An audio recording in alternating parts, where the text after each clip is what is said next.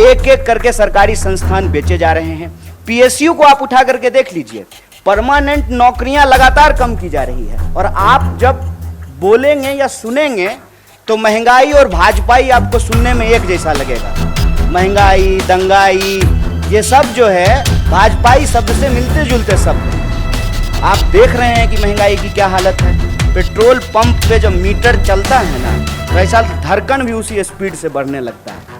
मैं तो कहता हूं कि देश ने सरकार नहीं चुना है, खून चूसने वाला सिरिंज खरीद लिया है। आप जो है सत्ता का अहंकार देखिए कि प्रधानमंत्री के जो नंबर 2 हैं वो कहते हैं कि हम जाने के लिए नहीं आए हैं, 50 साल यहीं रहेंगे। देश के गृह मंत्री पे तड़ीपार होने का आरोप नहीं है, तड़ीपार थे और वो बाहुबल की बात कर रहे हैं। द लाइव टीवी, सच सबसे आगे। मैं इस संवाददाता सम्मेलन में आए हुए सभी पत्रकार साथियों का हार्दिक अभिनंदन करता हूं। और बिहार में नई सरकार का गठन हुआ है, हालांकि मुख्यमंत्री वही हैं। और इस सरकार के गठन के पीछे का उद्देश्य क्या है और पूरे देश में इसका संदेश क्या है, इसके बारे में हमारे प्रभारी और अध्यक्ष जी ने अपनी बात रखी है। मैं बिहार के मुद्दों पे कुछ आपसे बात करना चाहता हूं। तो ये जो बीजेपी की लूट का पहाड़ है, उसके दोस्तों के छूट का जो कारोबार है, ये जो बेकार की बात है, उससे एक रास्ता बनाने के लिए रोजगार की बात करना जरूरी है। रोजगार एक बहुत बड़ा सवाल है और आप जब बोलेंगे या सुनेंगे तो महंगाई और भाजपाई आपको सुनने में एक जैसा लगेगा। महंगाई, दंगाई, ये सब जो है भाजपाई शब्द से मिलते जुलते शब्द हैं। देश को अगर इस परिस्थिति से निकालना है तो हम लोगों को देश के मुद्दे पर बात करनी पड़ेगी, उस पर एक्ट करना पड़ेगा।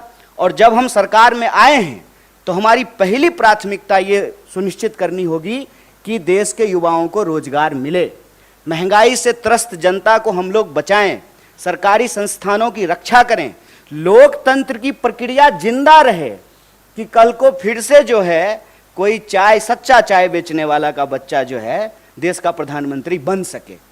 नेहरू जी हुए तभी मोदी जी हुए हैं, तो मोदी जी ऐसी परिस्थिति ना पैदा कर दें।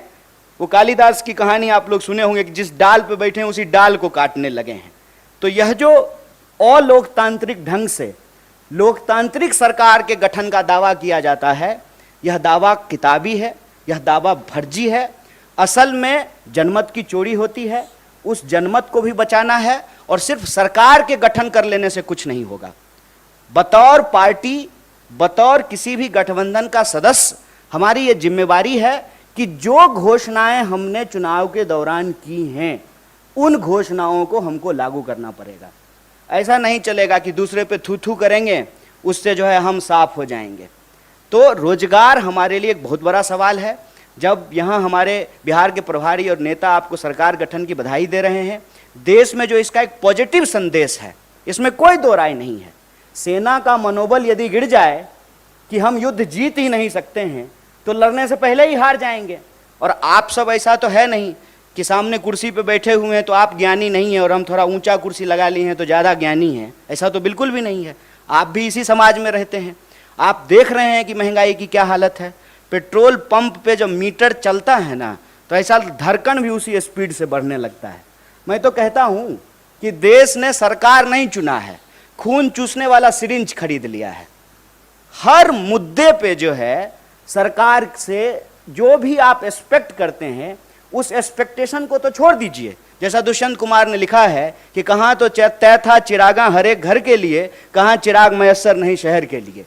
कि पेट्रोल महंगा है, एक तरफ पेट्रोल ऊपर जा रहा है, रुपया नीचे आ रहा है। महंगाई का दर देश में सबसे ज्यादा है। एक एक करके सरकारी संस्थान बेचे जा रहे हैं। पीएसयू को आप उठा करके देख लीजिए, परमानेंट नौकरियां लगातार कम की जा रही है, ठेके पे बहाली किया जा रहा है। कैसा परमानेंट जुगाड़ किया है सरकार ने साहब कि प्रधानमंत्री होते हैं 5 साल के लिए, संविधान में ऐसा लिखा हुआ है। लेकिन आप जो है सत्ता का अहंकार देखिए कि प्रधानमंत्री के जो नंबर 2 हैं वो कहते हैं कि हम जाने के लिए नहीं आए हैं, 50 साल यहीं रहेंगे। तो नियम ही बदल दीजिए। कि अब प्रधानमंत्री का चुनाव 5 साल के लिए नहीं होगा, 50 साल के लिए होगा। जहां कॉन्ट्रैक्ट पे चीजें हैं कि आप 5 साल के लिए ही प्रधानमंत्री हो सकते हैं, वहां आप लाइफ टर्म रिचार्ज चाहते हैं, life term, full time recharge. लेकिन जहां सरकारी नौकरी में परमानेंट की व्यवस्था थी, उसको एक एक करके समाप्त किया जा रहा है। आप जो है अग्निपथ में देख लिए हैं कि क्या हुआ है। 5 साल के लिए वो मंत्री बनेंगे, 5 साल के लिए एमएलए बनेंगे, लेकिन नौकरी 4 साल के लिए मिलेगा। ये क्यों किया गया है? ताकि श्रम की चोरी की जा सके, ग्रेच्युटी ना मिले, पेंशन ना मिले, आपको कोई सुरक्षा ना मिले। और ये ऐसा नहीं है कि सिर्फ एक सेक्टर में हो रहा है, सारे सेक्टर में रोजगार की यही हालत है। तो बिहार में आज रोजगार का सवाल है, पूरे देश में रोजगार का सवाल है। इसीलिए हम कह रहे हैं कि छोड़िए बेकार की बात, ये मौका है कि कीजिए रोजगार की बात। और ये मौका तब और पैदा हो जाता है जब भाजपा विपक्ष में बैठ जाती है। ये बात मैं कह रहा हूं, इस बात को आप सब लोगों ने देखा होगा कि इस देश में बीजेपी विपक्ष की भूमिका बहुत अच्छे से निभाती है। ज्यों ही बीजेपी विपक्ष में गई, रोजगार की बात करना शुरू कर दी। इसीलिए मैं आप लोगों के माध्यम से देश को अपील करना चाहता हूं कि आप चाहते हैं कि इस देश में रोजी रोटी, कपड़ा, मकान, शिक्षा, स्वास्थ्य, सड़क, बिजली, पानी, ये राजनीति का मुद्दा रहे, तो भाजपा को विपक्ष में बिठाइए।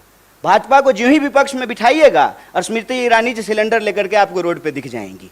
भाजपा को अब ज्यों ही विपक्ष में बिठाए बिहार में, तुरंत वहां पे रोजगार की बात होनी शुरू हो गई। 10 लाख, 20 लाख, जब 10 लाख और 20 लाख का बात होगा तो 2 करोड़ रोजगार का भी बात होगा ना।